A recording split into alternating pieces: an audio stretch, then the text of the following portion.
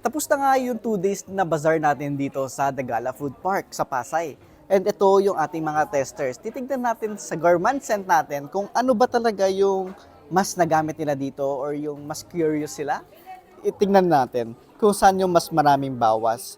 So kung makikita nyo at i-differentiate nyo, ayan, ito yung mas maraming bawas. And ito si Mango Sticky Rice. Talaga namang marami nakaka-curious nito. At alam nyo ba, sold out natin to guys. Sold out siya. Ito yung mango sticky rice version natin ng food.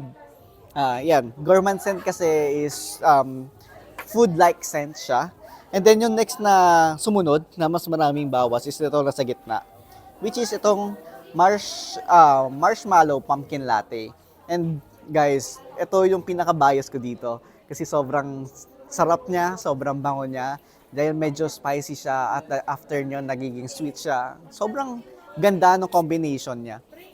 And then lastly, dahil tatlo lang yan, si Honeydew Melon. So ayan guys. So kung gusto nyo mag-check out ng ating perfumes, ayan, available yan sa ating official website na velocityphilippines.com.